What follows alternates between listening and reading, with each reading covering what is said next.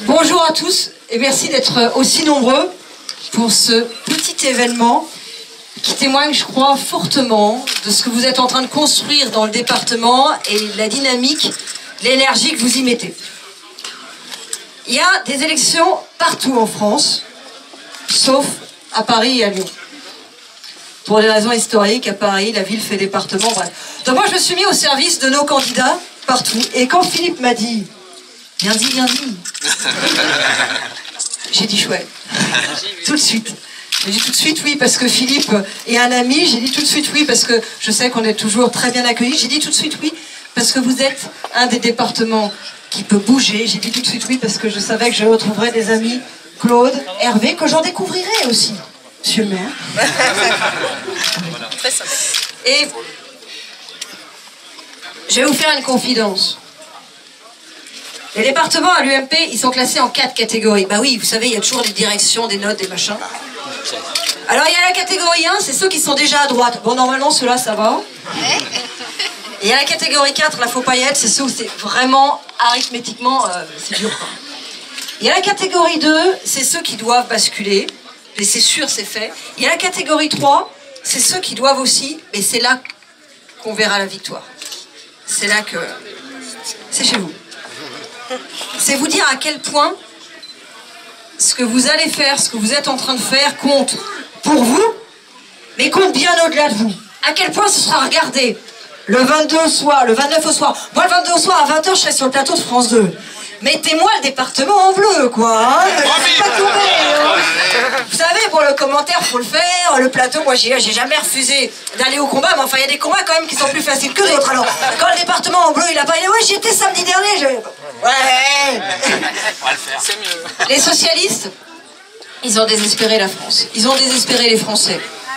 Ils nous ont mis dans une situation comme on n'en avait jamais connue. Et ils ne peuvent pas nous dire que c'est la faute des autres, de ceux d'avant d'eux. Ils ont eu tous les pouvoirs. Il y a eu un moment où ils avaient le pouvoir national, le pouvoir régional, le pouvoir départemental, les municipalités. Regardez ce qu'ils ont fait de la France. Regardez la situation dans laquelle on est. Alors c'est que justice, qu'on reconquiert, qu'on regrignote. C'est que justice, mais ça ne suffit pas. Parce qu'en fait, il y a un tel désespoir, il y a une telle tristesse, il y a une telle difficulté. Vous voyez, je fais le tour de France, je le disais, pour soutenir nos candidats. Je vais plus ou moins loin, je vais partout. Il y a une constance, au-delà de la différence des départements, c'est que partout c'est très dur. Je ne parle pas pour nos candidats. Quand on est aux campagnes, on est à fond, on y va. Et de toute façon, moi je sais comment vous êtes, je sais comment on est. On ne se pose pas la question de savoir si c'est dur ou pas dur. On le sait, on y va, on n'est pas là pour ça. Je parle pour les Français.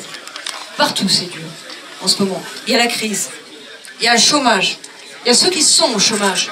Il y a ceux qui ont peur d'aller au chômage. Il y a ceux qui ont peur que ceux qu'ils aiment soient un jour au chômage. C'est pas parce qu'on n'est pas directement concerné soi qu'on n'est pas touché par cette angoisse-là. Le retraité qui se dit que son petit-fils, son petite-fille n'arrive pas à trouver sa place sur le marché du travail, se pose la question de savoir s'il va pas aller faire sa vie ailleurs. Il est dans l'angoisse. Il est en fait dans une situation d'échec, de ne pas avoir réussi à faire quoi pour que le petit-fils ou la petite-fille, il ait envie de rester. C'est ça la France aujourd'hui. Et qu'est-ce qu'ils nous propose la gauche, qui a eu tous les pouvoirs, et on a commencé à grignoter, mais ils en ont encore beaucoup, et ils ont tout le pouvoir national. Qu'est-ce qu'ils nous proposent? Ils nous disent, ça va aller mieux. Alors, pour le discours, ils sont terribles, hein. Ils nous ont tout fait. L'inversion de la courbe. Maintenant, ils nous font le discours politique habituel. J'ai peur du FN, là, le truc de 20. Oui, ça c'est intéressant. Mais qu'est-ce qu'ils font? Ah oui, alors on a eu la loi Macron. Moi, je peux en parler longuement de la loi Macron. Hein. 200 articles de loi. Sur les 200, heureusement qu'il y en avait qui n'étaient pas absurdes. Franchement, faire une loi avec 200 articles de loi dont tous auraient été mauvais, ça aurait quand même été énorme. N'empêche que... Est-ce qu'on va vraiment... On peut être d'accord ou pas d'accord avec tel ou tel article, mais est-ce qu'on va vraiment transformer la France avec des débats picrocolins qui se rattachent d'ailleurs au courant du Parti Socialiste, sur la question de savoir s'il faut passer de 5 dimanches à 7 dimanches, 9 dimanches ou 12 dimanches. Parce qu'il y avait un courant qui voulait 7, un courant qui voulait 9, le gouvernement voulait 12, et moi je me suis demandé pourquoi il n'y avait pas un courant du PS qui s'était mis sur le 6, un courant qui s'était mis sur le 8 et un courant qui s'était mis sur le 10. Alors franchement, c'est pas avec ça qu'on va changer les choses. Oui, ils nous font un discours en nous disant qu'ils ont compris que c'était dans l'entreprise que se créent les emplois. Ouais, Hervé, il avait compris. Il avait compris et il a aidé à créer des entreprises. Vous trouvez qu'ils ont compris, eux? Il y a 15 jours, j'étais à Biarritz, dans le cadre de mon... C'était pas en villégiature, hein. Je faisais un meeting. Et Biarritz, c'est tout près des Landes. Et moi, j'avais eu au téléphone le boulanger des Landes. Vous savez, ce boulanger qui n'a pas eu le droit d'ouvrir 7 jours sur 7, qui s'est fait rattraper par l'inspection du travail. J'avais aidé à lancer une pétition, tout ça. J'ai écrit au ministre du Travail pour lui. Je me suis dit, je suis pas loin. Le lendemain du meeting, on s'est levé très tôt. On a pris la voiture. On était à 6 h du matin dans son fourni. Mais ce que j'ai découvert est encore bien pire que le buzz national sur l'affaire de l'ouverture des 7 jours sur 7. Ce que j'ai découvert, c'est un homme qui a construit son truc à partir de rien. Parce qu'on disait qu'il avait 22 salariés en 2014, c'est vrai. Mais en 2013, il en avait 12. Il a grossi à partir de rien. Un garçon qui a été innovant. Il avait créé une boulangerie, en fait, derrière des baies vitrées. Donc les gens peuvent regarder le pain se faire. Un drive, le premier drive d'Aquitaine. On peut acheter son pain en restant dans la voiture. Et un garçon qui s'est heurté à quoi? D'abord, la jalousie, qui est un mal très français. Parce qu'en France, on n'aime pas que les autres réussissent. Et la vérité, c'est que des boulangers qui enfreignent l'interdiction d'ouvrir 7 jours sur 7, il y en a plein. Mais lui, comme il avait réussi, il a été dénoncé, ce gars-là. Il a été, en tout cas, c'est sur lui que c'est tombé parce qu'il y avait de la jalousie. Et puis, qu'est-ce que j'ai découvert d'autre? C'est qu'il n'y avait pas que l'affaire des 7 jours sur 7. Et quand il nous racontait sa vie avec l'inspection du travail, j'allais dire avec l'inspectrice du travail, mais c'était bien pire que ça. Il y a eu ce moment où l'inspectrice du travail a débarqué dans sa boulangerie. Ce jour-là, cette année-là, il avait son fils en apprentissage. Et l'inspectrice a demandé, mais il arrive à quelle heure le fils? Et le père a dit, bah il arrive à 5 h 30 comme moi le matin. Et l'inspectrice a dit, bah c'est pas possible parce qu'il a moins de 16 ans. Il faut qu'il arrive à 6 h. Il va falloir que votre dame, elle se lève le matin, parce qu'elle, elle commençait plus tard normalement, pour l'amener une demi-heure après vous. C'est malin ça. Et puis il y a eu ce collègue boulanger à lui qui avait aussi son fils en apprentissage. Et l'inspectrice est venue.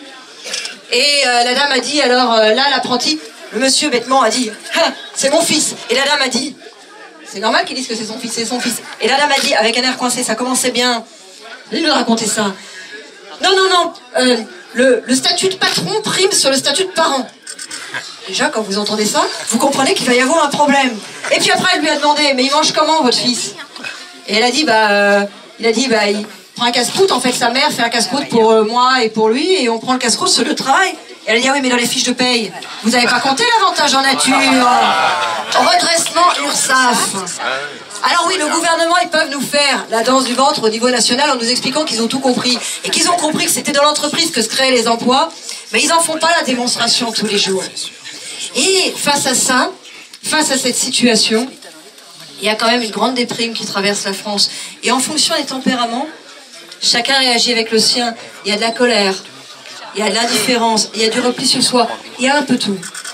Moi, je vous dirais pas qu'on a été parfait.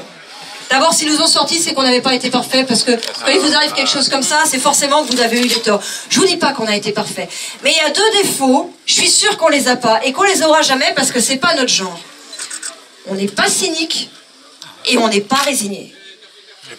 Ceux qui sont cyniques, c'est ceux qui sont à l'extrême droite, qui voudraient tirer parti de toute cette situation. Ils sont prêts à raconter n'importe quoi. Faut aller voir sur le site internet. Faut aller voir le vrai programme du Front National. Vous avez n'importe quoi. Vous avez le pire de l'extrême gauche et le pire de l'extrême droite historique. Ensemble. Oui, ils sont cyniques. Ceux qui sont résignés, c'est les autres. Je me disais, les socialistes, alors on les voit plus. Ils sont où les socialistes? Mais ils sont où? Mais ils sont où? On fait pas la troisième mi-temps, mais quand même. Il y a un peu de ça. Résigné, on n'a pas le droit d'être résigné. Quand on a en charge la France, on n'a pas le droit d'être résigné quand on a en charge l'avenir des Français. Donc nous, ni cyniques, ni résignés, on est à fond sur le terrain, on se bat. Et pour les élections départementales, il y a un seul message. Un seul message. Les 22 et 29 mars, faites un 2 en 1. Avec le même bulletin de vote, sur lequel ils nous ont mis 4 noms. Bon, c'est comme ça. Avec le même bulletin de vote, on peut faire du bien à son département. On peut redresser son département, on peut avoir un département bien géré, un département bien tenu, un département dans lequel les moyens qui sont encore considérables, financiers, sont vraiment utilisés sur le terrain et au service des habitants. Et avec le même bulletin de vote, on peut dire au président de la République et au gouvernement ce qu'on pense de lui. Et il n'y a pas de mal à se faire du bien. Et il n'y a pas de mal à le dire parce que c'est normal et ça fait partie aussi, tout simplement, de nos droits d'électeurs et nous-mêmes. de nos devoirs comme militants. Donc les 22 et 29 mars, avec le même bulletin de vote, faites-le et dites-le autour de vous, faites un 2 en 1, du bien pour le département, et puis un peu de bien pour soi et pour la France aussi. Merci à tous. Merci. Bravo.